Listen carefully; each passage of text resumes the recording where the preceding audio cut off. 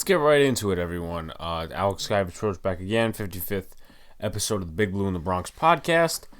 Was last night surprising? I mean, depending if you're watching this or listening to this on a Saturday, was Thursday night surprising? I don't think so. I'm going to tell you why in a couple of minutes. But let's start off with topic number one. Markus Golden, he was traded to the Arizona Cardinals, back to his original team, the team that drafted him in the second round out of Missouri, for a sixth-round pick. Honestly, with the reports that I saw coming out this morning, they were saying, possibly, finding a trade partner for him.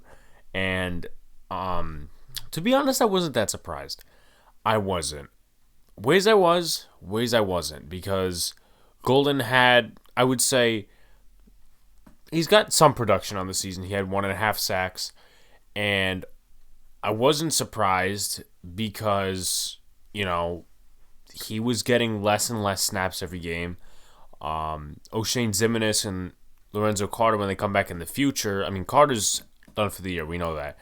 But when O'Shane Ximines comes back, why are we not giving him the snaps? It just, wouldn't make any sense. Cam Brown, he's playing more. Carter Coughlin, I don't think he actually got snaps yesterday on the defensive side. Trent Harris, the former Patriot Dolphin, he got snaps.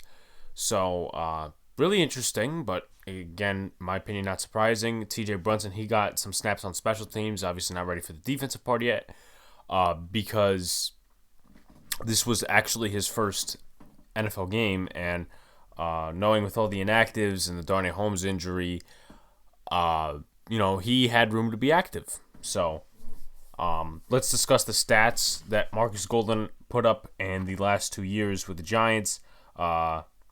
He started 16 games last year, or at least this says it. I believe some of the games he didn't start, but then again, I could be wrong. For the pass rushing stats, he was sent on 93 blitzes. Obviously, James Bettcher was big on that. 16 hurries, 14 quarterback knockdowns, 10.5 sacks, 44 pressures, 72 tackles. And then you looked at 2020, where he got less snaps and less playing time.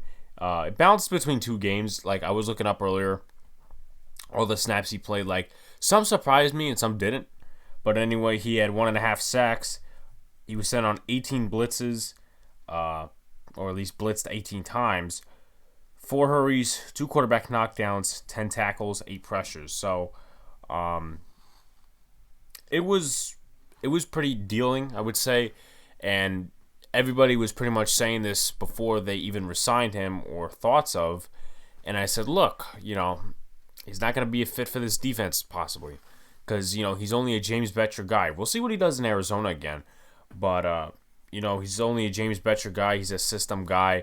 And I don't expect him to do what he did for the Giants last year and put it into this year's defense. Because it's different. And, obviously, I'm not going to say, he's got to get how many sacks in how many games. Listen, he put up production. He got 1.5 sacks.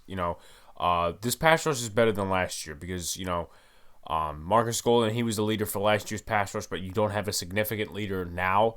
But we are like one of the best in pressure percentage, sacks. I mean, pass rush win rate, probably 32nd because obviously we don't have one dominant rusher. But, just the differences between the two schemes.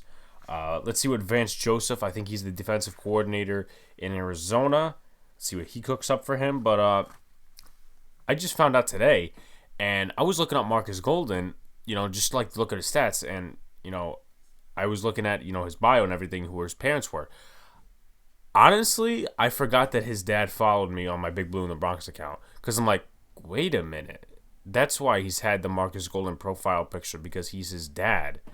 Honestly, like, if you're listening to this right now, Marcus, his name is Marcus Eberhard, I think. Sorry if I pronounced that incorrectly, but thank you for the follow anyway. He's followed me for months. He was probably part of my first 100, 200 followers, so props to him.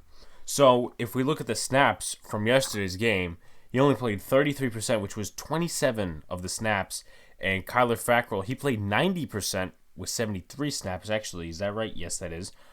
Because I looked on Giants Wire for this. Dan Duggan did not have the defensive snaps, he actually put the offensive snaps twice, which didn't really help me in my research. But I looked on Giants Wire, and they're like, take a look here, they're like kind of combined. So it's like, smidgen. But anyway, you look at Fackrell, he played 73 snaps, 90%. He actually played more than Leonard Williams, but then again, it's the rotational line thing. Bradbury and Ryan played 100%. Obviously, Julian Love with Jabril Peppers, on and off in injuries in that game. He played, according to PFF, he did really impressive, but I would have to look at the tape. But I'll bring up my points about the defense. Ryan Lewis, he played 91% of the snaps, but let's go through the whole defense. Why don't we? I'm mostly going to do the defense. I'm not really going to do the offense because, because the defense is more an emphasis towards my point. James Bradbury, 100% of the snaps, 81. Same with Logan Ryan. 99% of the snaps, 80. Blake Martinez, only one snap he wasn't in. 2 snaps, Peppers wasn't in, which was actually the injury part, but they still had sometimes the 3 safety look with Julian Love. 93% Julian Love, as I just mentioned, or just mentioned him a little bit, 75 snaps. Ryan Lewis, just mentioned him. Kyler Fackrell, mentioned him. Leonard Williams, 75% of the snaps, 61%. Dalvin Tomlinson, 60% of the snaps, 49 snaps. Dexter Lawrence, 59%. He had a sack on the night, 48 snaps. Devontae Downs, I don't like the guy. I'm going to get to that later. 56%, 45 snaps. Markus Golden, as I mentioned, 33%, 27 snaps. BJ Hill, 31% of the snaps. He had a sack almost. He almost had a sack. He technically did, and Ryan Lewis had an illegal contact penalty, which was really fucking annoying. I'll get to that, though, obviously. Madre Harper, 30% of the snaps, 24 snaps total. Obviously, defensively. Gory Ballentine, I'll mention his name later. 17 snaps, 21%. Nate Ebner, 15%, 12 snaps. Same thing with Cam Brown. Austin Johnson only played 12% of the snaps. To me, that's a little surprising. 10 snaps. Then David Mayo and Trent Harris played the same number of snaps, 11%, which was 9 snaps. So, and then you're going to take a look here, before I bring up my next couple of points in the positives and negatives. Take a look. So I'm going to go down from week 1, week 2, week 3, and then the rest of them to kind of point out the snap numbers and the snap percentages going from each game. So week 1 against Pittsburgh, he had 34% of the snaps played with 22. Then it lowered to 23% against the Bears. He had 15 snaps. Then it increased just a pinch, 30% of the snaps against the 49ers, 23 snaps. Then it lowered again, and I'm surprised. He only played 7 snaps, 12%. Probably because Kyler Fackrell, he was pretty much a good impact in that game. It seems like every 2 games with him, but also, Kyler Fackrell did do some good stuff against Dallas and Washington. You look at the Dallas game. Now, obviously, this was impacted because Cam Brown wasn't playing defensive snaps yet. I'm talking about week 5, of course. O'Shane Ximines, he was out, and Lorenzo Carter tore his ACL, ruptured it at the beginning of the game. So who are they going to give the snaps to? Played 86% of the snaps, which is highest all season, 57 snaps total, 33% the rest of the way for week 6 and week 7, but he had 3 more snaps than he did last week, so he had 24 snaps against the football team, and then 27 this week, as I mentioned. So, obviously, before I move on, it was pretty evident that something was going to happen. This was only a 1-year thing. And to be honest, there's some Giants fans out there that will never be happy, and they're complaining about value. Meanwhile, what are you going to get from Markus Golden? He's 29 years old. He's not exactly in a prime, and he's not exactly your Pro Bowl pass rusher. He gets off on a lot of missed blocks and everything.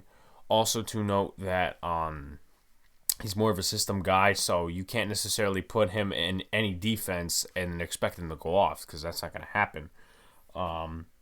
That's pretty much my point there. Obviously, Giants drafted 4 linebackers. Obviously, I know T.J. Brunson's on the inside, same with Tate Crowder, but also Carter Coughlin, who's a pass rusher, Cam Brown, who's an off-the-ball linebacker. So you got to give time to them. Devontae Downs, I'm not giving time to him, in my opinion. He's pretty much sucked this whole year. And, it's really annoying because they did this a little bit with Ty Davis last year, but I think they learned a little bit sooner. But at the same time, obviously with the Tate Crowder injury as well, they're giving him way too many snaps in my opinion.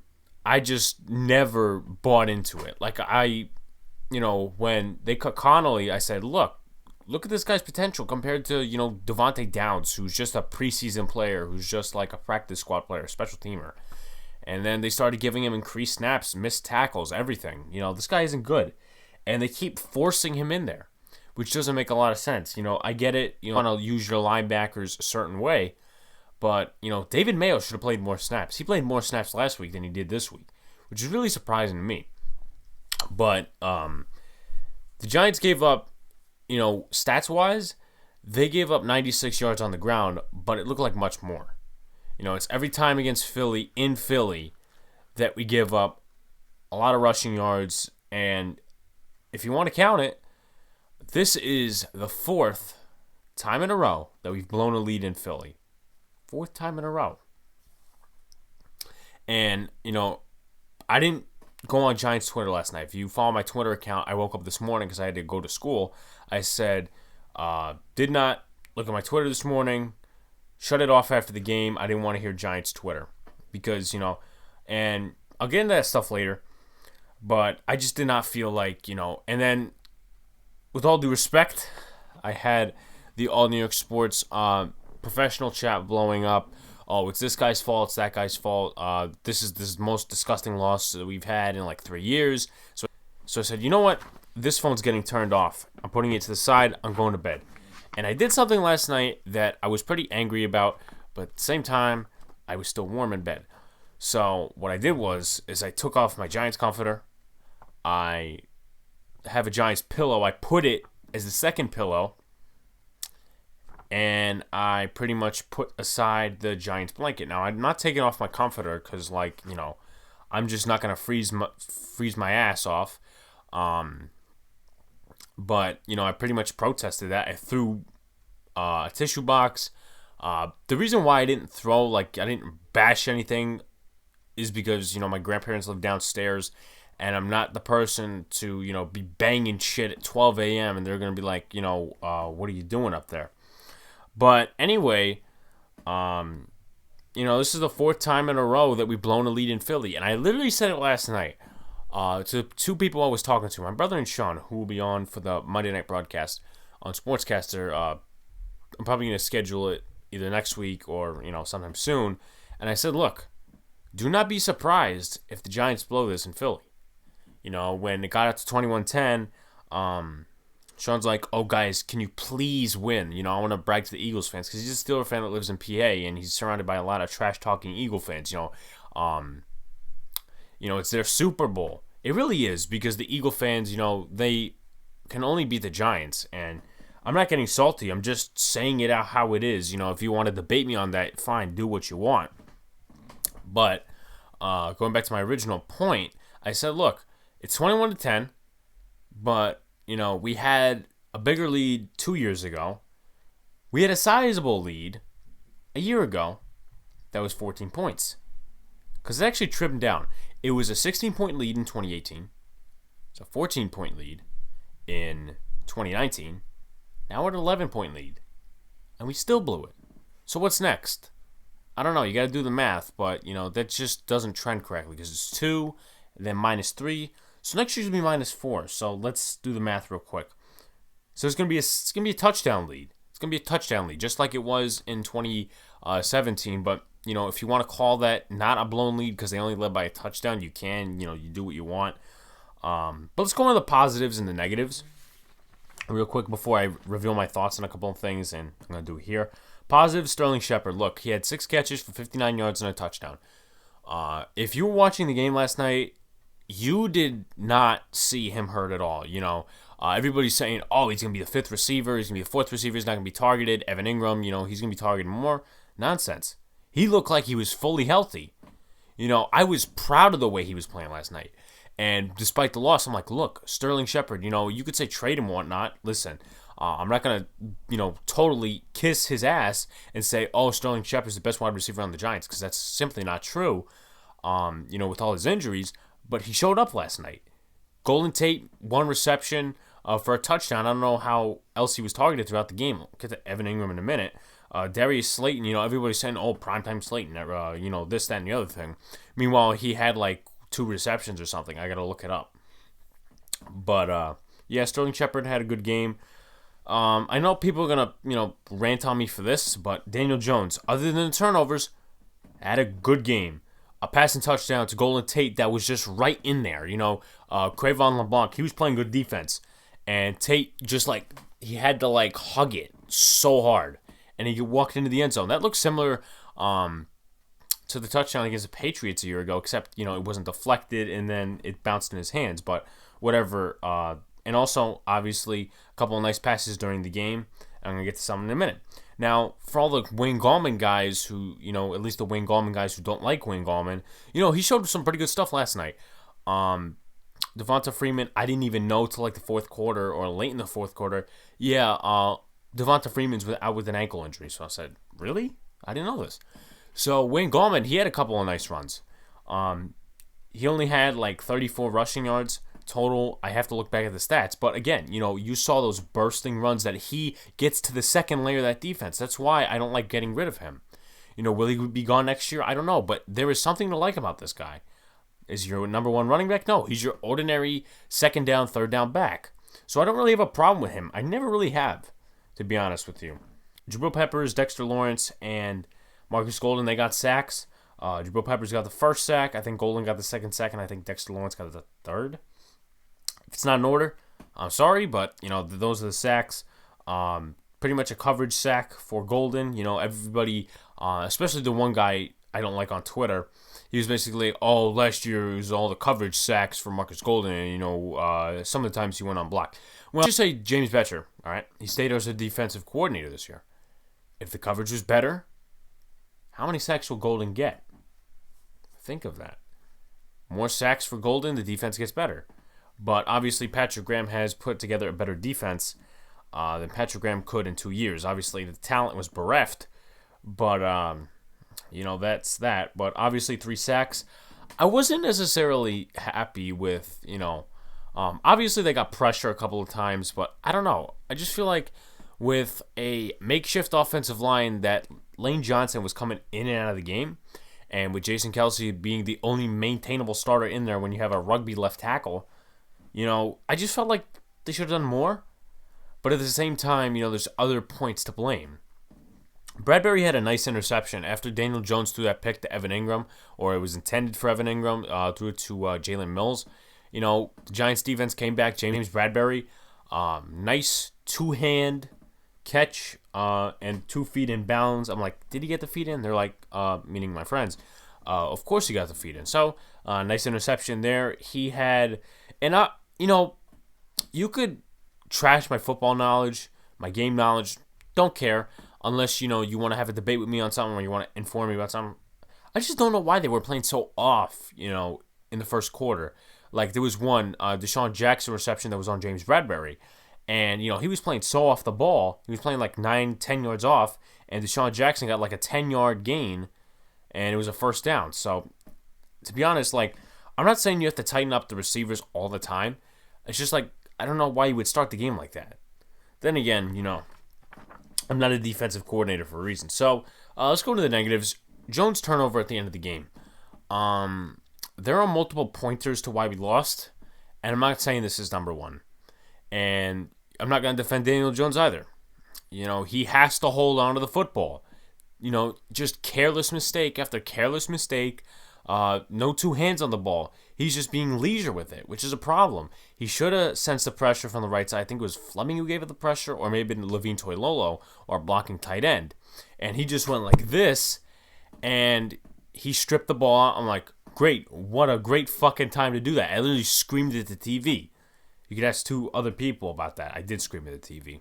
So, the turnover at the end of the game, the interception you could debate on. Ingram should have caught it. Or, Daniel Jones threw it too quick. But that turnover, that's on Jones. But if you look at the outside factors of it, if you want to defend Jones or maybe you want to stay on a different point, you could say if Jones took the sack, the clock would have been winding down. They would have had to rush to the line. Or, he didn't have enough time to throw it away. So, obviously something needs to be fixed there, and Jones needs to really put two hands on the football. Let's do that. The defense, they got stops. 359 yards to Carson Wentz, though. I'm pretty sure he's probably not had that many yards in a couple of games. I get it. The defense, pretty much bailed out the Giants in the first half, especially with their offense. They only scored, 7 points?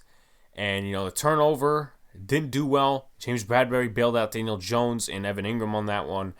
But the defense pretty much just collapsed in the second half, and the offense rose.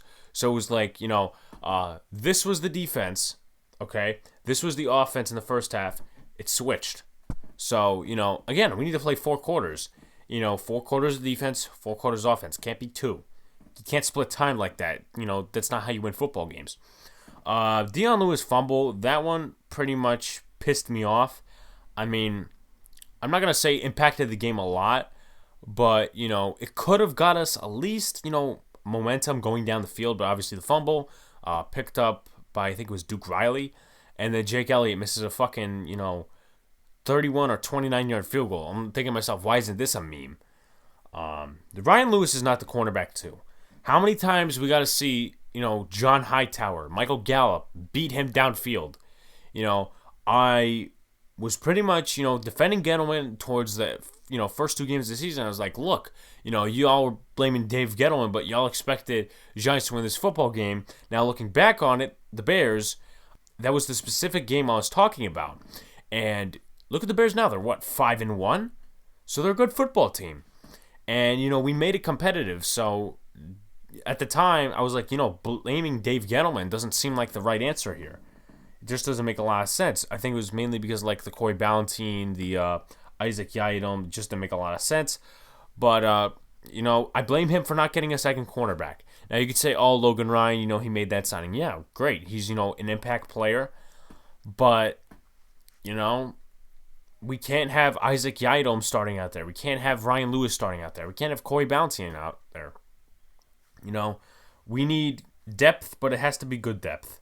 And I understand, it's a different thing with the O-line, but when you're giving up, how many yards to receivers and, everybody says, the Eagles' offense is trash, they don't have any weapons, Carson Wentz is all by himself besides Travis Fulgham. Well, we gave up, a lot of yards to John Hightower, Boston Scott, and there's another receiver I'm forgetting, Richard Rodgers, tight end. Andrew Thomas played horribly. Now, I have to look at the film. Great breakdown, though, for I think it was 2 or 3 different plays by Bobby Skinner. Props to him. He does a lot of good breakdowns. But, just recalling in my head before even watching that, the one which Nathan Jerry got a sack, the Giants have been pretty good at picking up stunts this year. That was just bad by Thomas. He knew in his mind after the play, I should have got that. Because Hernandez had the block on the other defensive lineman. The defensive lineman that was, I think, originally lining up in front of Hernandez, he dropped out in coverage. I think it was a tight end. It might have been Ingram, actually. He tried to block him because he sent the defensive lineman, I think, out into coverage. Riley, no, it wasn't Riley, it was Jerry. He came from out of the box to loop around Andrew Thomas, and Thomas was just belittled there.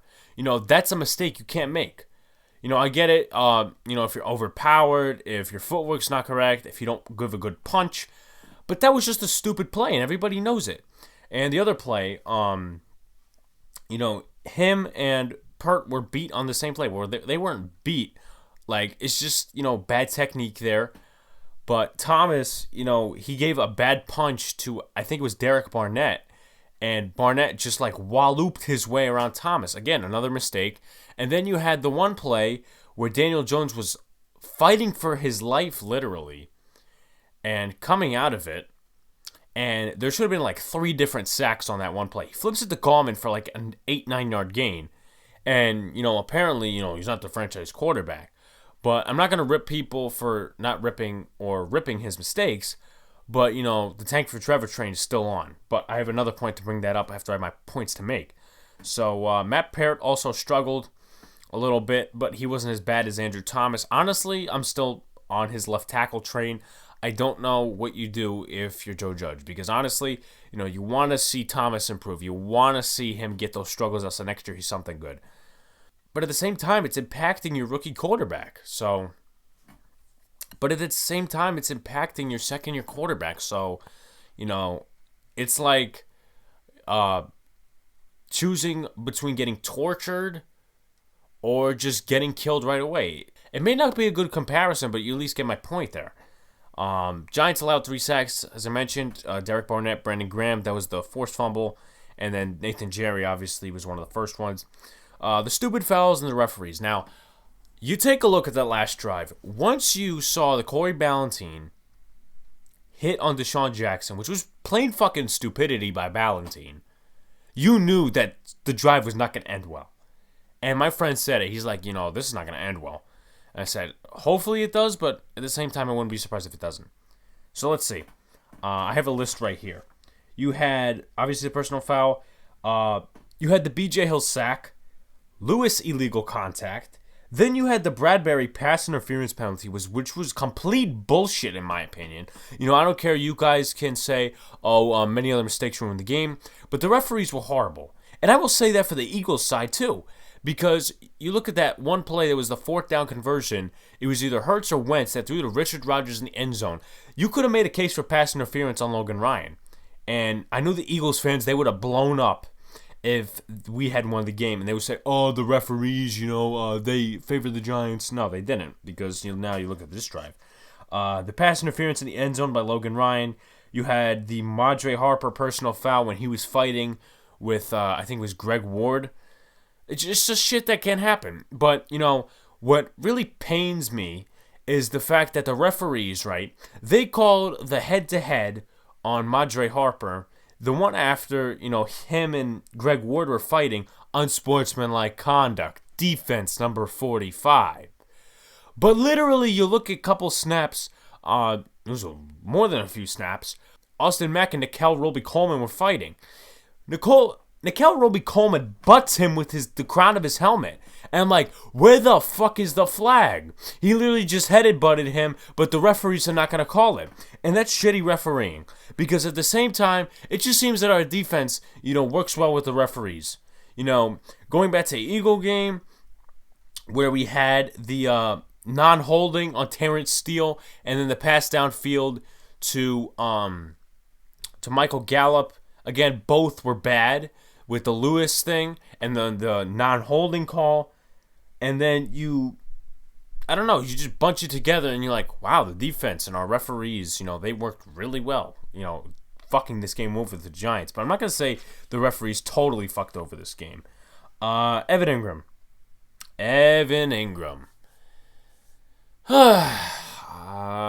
I've been off that train for a while, and I'm not going to throw a chair or anything because it's not worth it 2 days. Probably going to be 2 days after. I don't know when this will release. But, got to trade him. And maybe the fact that you didn't do it before hurts you. Now, I'm not going to blame Gettleman. I'm not going to say, Gettleman, he should have traded him. Nonsense. Ingram was poised for a game. He's not a system fit here. And, Daniel Jones, obviously he's going to, defend Evan Ingram and, rat himself out. He's going to be like, he said, I got to place that ball better. No, you don't, because Ingram should have caught it. If Ingram would have caught it, it would have been field goal territory. It would have been keep chewing the clock, and we would have never had the personal fouls that we did. And we would have won the game. We would have won the game. You could pile it up with the defense. You could pile it up with so many other things. But Evan Ingram, pretty much he was casual after that drop. He's like, this is the first quarter. I'm gonna walk off the field like there was nothing. No. You drop the pass that essentially cost the Giants the game. Sorry. If the tankers out there believe Daniel Jones cost them the game, the turnover was bad, but at the same time, he should have also maybe caught that pass from Daniel Jones. Yeah, I know it was quick, but, you can blame Mutual there. But, all the tankers want to say, Daniel Jones, his fault. Because Daniel Jones actually looked pretty good last night. If it weren't for the defense, if it weren't for Evan Ingram, if it weren't for his turnovers, we won on that game. And then, all the tankers would have gotten pissed. Oh, this doesn't help our Trevor Lawrence train. Like, stop. Depth concerns. We saw increased snaps from Ballentine, Harper, Harris, Devontae Downs, Nate Ebner, Ryan Lewis, and pretty much listed all of them. That's what I'm dealing with, or at least that's what I'm saying when I say, look, you don't sign corner 2, you don't sign inside linebacker 2, you don't give Mayo snaps. Look, Nate Ebner should not be out there. Devontae Downs should not be out there. I said this before in this episode. They keep forcing Devontae Downs out there, and I don't know why. Trent Harris, obviously, he's just like a rotational pass rusher till O'Shane Ximines comes back. He's probably going to be going back on the practice squad sometime soon because they elevated him as part of that, 2-man extra with the 7 inactives. Madre Harper, Giants fans seem to be impressed with him the first 2 weeks that he was actually in on defensive snaps. But this week wasn't impressive for him. I think he gave up a touchdown. Yeah, he did. And then Greg Ward obviously fought with him afterward. That's 2 personal fouls. Corey Ballentine, he was getting beaten coverage. And obviously the head-to-head contact with Deshaun Jackson, I would say prayers up to him. I'm not going to, totally derail him or anything else. That's pretty much it with the depth concerns. Don't really have much to say for the rest of the negatives. So let's go on to points to make. Jones needs to stop with the turnovers. Pretty much made that point already. 2 hands on the football. Enough with the fucking careless mistakes. You're in your second year. Your 6th overall pick. I get the mental errors could catch up. But at the same time, 6th overall pick. You're in your second year. And you got a teaching coaching staff rather than a coaching staff that just says do when we're not going to teach. Trade Evan Ingram. I already said that. I'll get to this point because I'm actually going to, flip behind it. Thomas keeps struggling. As I mentioned, I don't know what the Giants are going to do with him. And, this was expected. But he had a pass block win rate of 43%, and the average is like 87% in the NFL. And that was like just individually yesterday. So he didn't play good at all. And somehow he got a better grade from PFF because it was like 57 last week, and now it's 58 this week. So what's the improvement there? I don't know. I don't understand the grading system. I just don't. Let me get into something. Just to end off this podcast episode. Now, next Tuesday, I'm probably going to have Jordan on. I was supposed to have him on this podcast episode to get his reaction on everything. I'm going to get his reaction, based on this game. It won't be as fueled because it's not after the game. Because he had a family occasion. But Tuesday's obviously, sort of an editorial day, as, article people would put it. Because you don't have a game to come off of when you're talking about games weekly, because we played on the Thursday, the Friday is the podcast episode, so it's pretty much going to be an editorial day. I might do some Yankees on there too, because I have to fill it up. And I'm probably going to make a trade deadline list also as well, and discuss like who needs to go, who doesn't need to go, basically evaluation. I didn't do a takeaway part yesterday. I was considering it. I'm talking, obviously, I do recaps, mini recaps, takeaways after the game, but I said, you know what, I'm coming out with the podcast episode the next day, so I might as well just save it. And that's pretty much where I did that. So let's get into some tanking talk again. And I know a lot of you are tired of hearing my perspective on this. And, I'm going to explain it in a different sense. So I tweeted on Twitter. I said, look, hot take. Not really hot take. You look at this roster, okay? Tanking for a quarterback does not help you. You look at this football team, right? I don't care, you say, oh, they're bad. They don't know how to win yet. They don't. They are this close to winning football games. They could be 6-1 right now. They're not. They don't know how to win football games. It's a mental error. It's a mistake. It's this, it's that, and the other thing. They need to clean that up. Otherwise, they could be 6-1.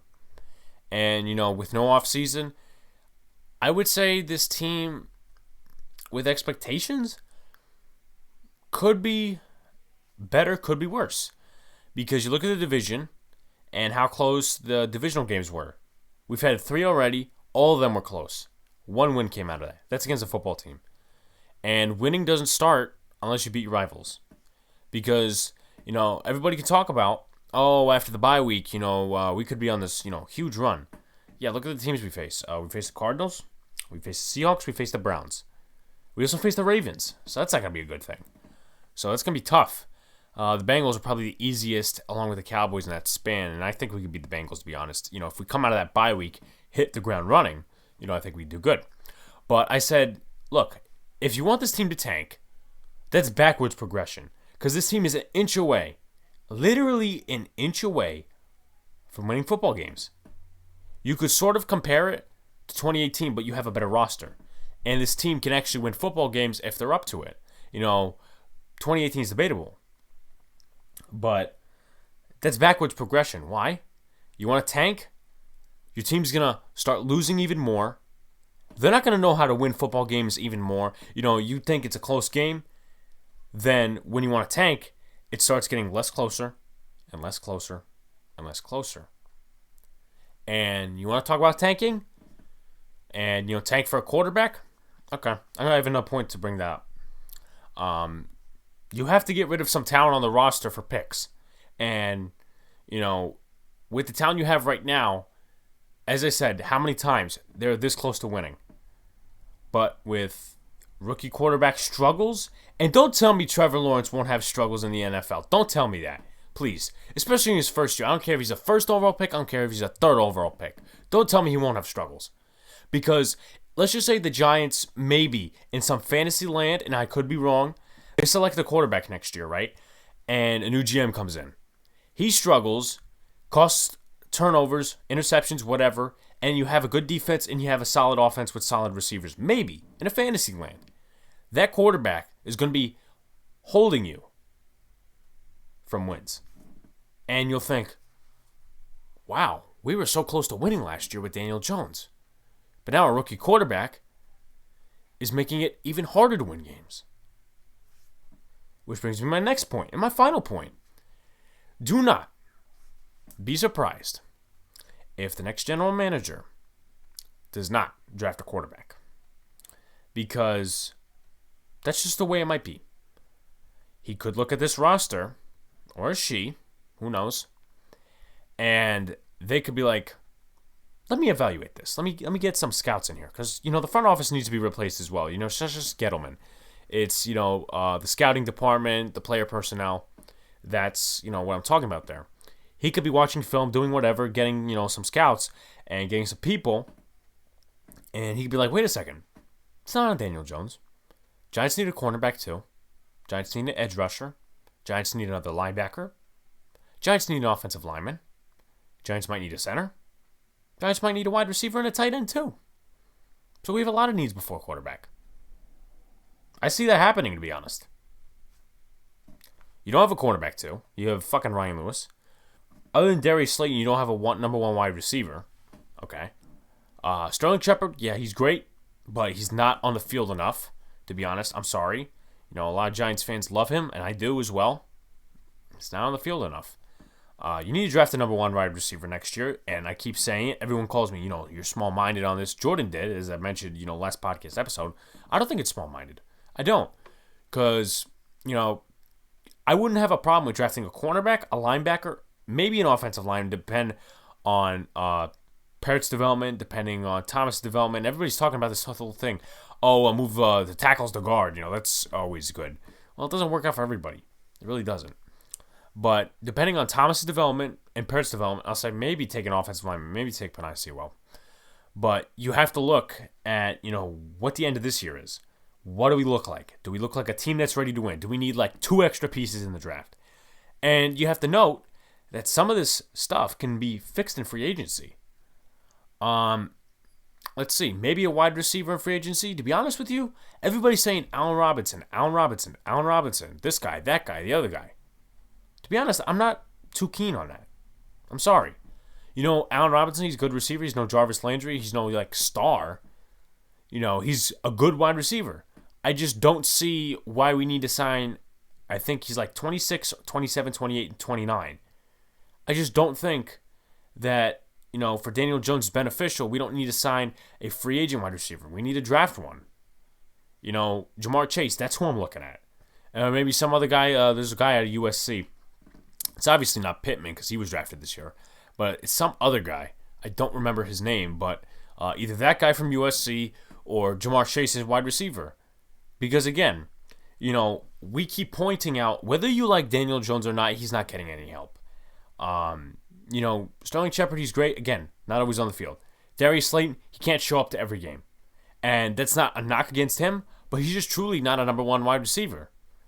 Golden Tate, he's pretty much fucking disappeared. He's probably going to get traded or maybe cut in the offseason, depending on what the GM wants to do, whether it's Gettleman or it's going to be a new GM. So, there are pointers, and, the tanking Giant fans need to realize something. That something being they may not select a quarterback next year because the GM might evaluate and say, hey, there's too many empty holes around that Dave Gettleman left open. And the Giants fans complain about that. And if you draft a quarterback, Trevor Lawrence is not a quarterback like Carson Wentz where he can make, some receivers into big-time receivers all the time. I mean, he does it for certain games. But Trevor Lawrence, as a rookie, will not do that. I promise you that. Maybe he will, and I'll say, okay, I'm wrong about this. But my point is that you're going to have a rookie quarterback with struggles if you want to go to the QB route.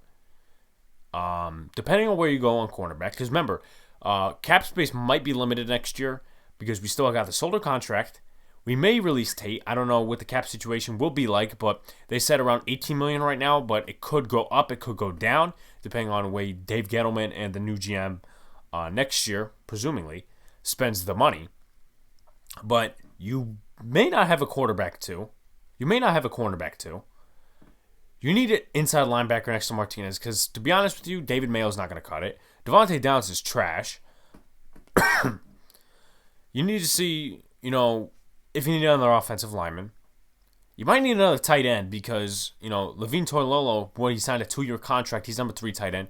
Caden Smith, could he be your number 1? And you have one missing hole. Evan Ingram, I don't think he's going to be here next year. If he is, I'm going to be really upset, to be honest with you. I'm not going to throw a TV, but I'm going to be like, dude, this guy was not a playmaker last year.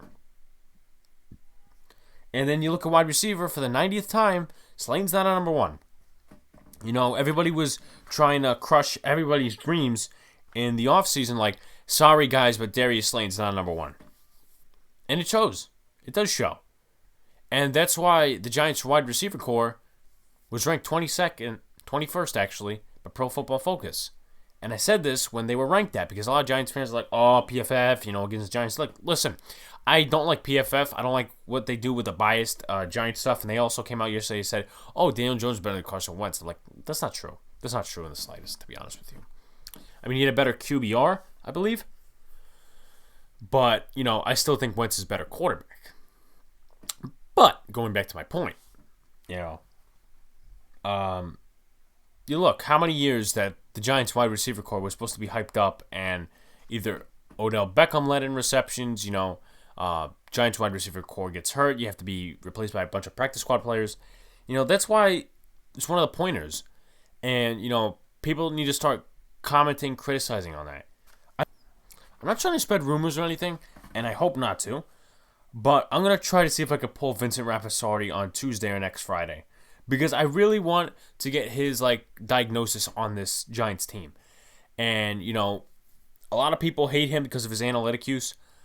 But, I can't get into contact with Justin Panic because, he's busy doing his talking Giant stuff. He's doing a lot of stuff. So I said, you know what? Leave that in the offseason. I respect what you're doing. You go have fun and do that. So I respect that. But, I'm going to maybe ask Vincent and see if he wants to come on. I know more about football than I did how many months ago. So... especially the fact that we're in season, we can, sit down, analyze, and actually talk about maybe whether the Giants draft a wide receiver next year. But my point is, again, whether or not you draft a rookie quarterback, there's going to be holes wherever. And that's for any team. But right now, wide receiver, cornerback, inside linebacker, and a pass rusher. If the Giants want to go pass rusher, they go Gregory Rousseau. If the Giants want to go pass rusher, they go Gregory Rousseau, the guy out of Miami. You want to go linebacker? You want to go Micah Parsons out of Penn State. You want to go wide receiver? Jamar Chase out of Penn State. Jamar Chase out of LSU. If you want an offensive lineman, Penei Sewell. I don't know any top cornerbacks, though. I think there's maybe one from Alabama. I'm not too sure. Do not quote me on that. So, but those are my points to make. Those are my tanking points to make. That's my recap. That's my Markus Golden, analysis. Thank you guys for listening or watching this podcast episode. Subscribe to our YouTube channel. Podcast available on Podbean, Spotify, Apple Podcasts, Google Podcasts, Amazon Music, iHeartRadio, Overcast, CastBox. Follow our Twitter and Instagram pages, most notably Twitter. It's where I post a lot of, my thoughts, my tweets, whatever. Over 730 followers. Thank you guys. Also to note, YouTube channel, podcast always goes up on there if you don't have any podcast apps. Also Sportscaster. That's where I'm going to be doing my stream next Monday, or at least I hope to. I'll provide updates with that. And thank you guys so much, and see you on Tuesday.